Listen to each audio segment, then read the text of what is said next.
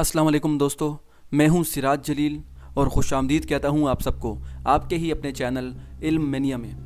दोस्तों, आज की इस वीडियो में हम बात करेंगे उन जदीद साइंसी हक़ाइक़ के बारे में जिनको हाल ही में दरियाफ़्त किया गया है, मगर हमें 1400 साल पहले ही अल्लाह पाक ने कुरान मजीद में उन हक़ाइक़ के बारे में बता दिया था। दोस्तों, ये हक़ाइक़ कौन से हैं, जानते हैं ये सब कुछ आज की इस वीडियो में।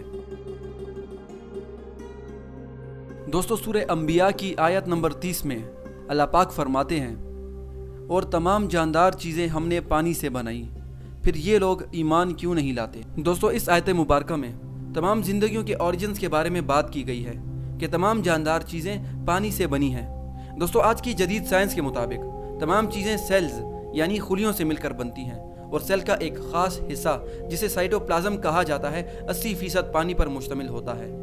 दोस्तों, सेल के अंदर पानी की मौजूदगी का पता माइक्रोस्कोप इजाद होने के बाद चला, मगर अल्लाह पाक ने हमें 1400 साल पहले ही यह सब कुछ बता दिया था। दोस्तों, आपको एक बात जान के हैरानगी होगी कि लोहा कुदरती तौर पर हमारी दुनिया में नहीं पैदा होता, बल्कि आसमान से आता है। और इस बारे में सूरह हदीद की आयत नंबर 25 में अल्लाह सुब्हानो ताला का फरमान है, और हमने लोहा पैदा किया, इसमें ख़तरा भी शदीद है और लोगों के लिए फ़ायदा भी। और दोस्तों, साइंसदानों को हाल ही में पता चला है कि कई अरबों साल पहले ज़मीन के साथ एक लोहे वाला मेट्योर यानी शहाब साकिब टकराया था, जिसकी वजह से दुनिया में भारी मिकदार में लोहा मुंतकिल हुआ था। मगर दोस्तों, कुरान मजीद ने इस जदीद साइंसी तहकीक को सदियों पहले ही वाज़े कर दिया था। दोस्तों, सूरह नबा की आयत नंबर 6 और 7 में अल्लाह पाक का फरमान है, क्या हमने ज़मीन को बिछोना नहीं बनाया और पहाड़ों को इनकी मेखें। दोस्तों, इस आयत मुबारका में कुरान पाक में हमें इशारा दिया गया है कि अल्लाह पाक ने पहाड़ों को जड़ों की तरह ज़मीन के अंदर भी बनाया है, यानी पहाड़ ऊंचाई की जानिब बढ़ने के साथ साथ ज़मीन के अंदर गहराइयों में भी बढ़ते हैं और स्टैक्स यानी तह दर तह की सूरत में होते हैं। दोस्तों, ये बात 20वीं सदी में टेक्टोनिक प्लेट्स की थ्योरी की वजह से सामने आई है, और इसकी मिसाल दुनिया का सबसे बड़ा पहाड़ माउंट एवरेस्ट है, जो ज़मीन से 9 किलोमीटर ऊंचा है। और दोस्तों, इस पहाड़ का 125 किलोमीटर लंबा हिस्सा ज़मीन की सतह के नीचे मौजूद है।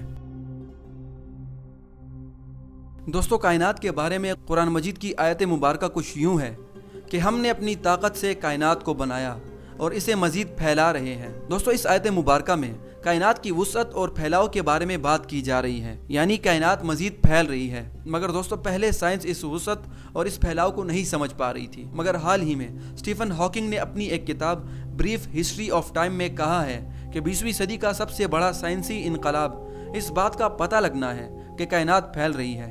मगर दोस्तों, जब कोई टेलीस्कोप और कोई जदीद आला नहीं था, हमें उस वक्त कुरान मजीद में अल्लाह पाक ने ये तमाम बातें बता दी थी।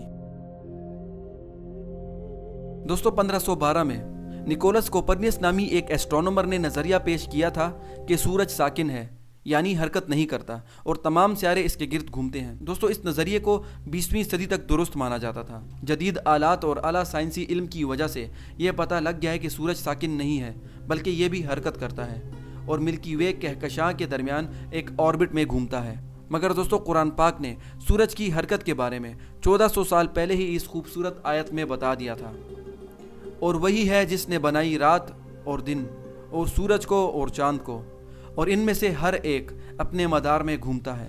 दोस्तों, यही वजह है कि अल्लाह पाक हमें गौर व फिक्र करने का हुक्म देते हैं, ताकि हम अल्लाह पाक की निशानियों को पहचानें।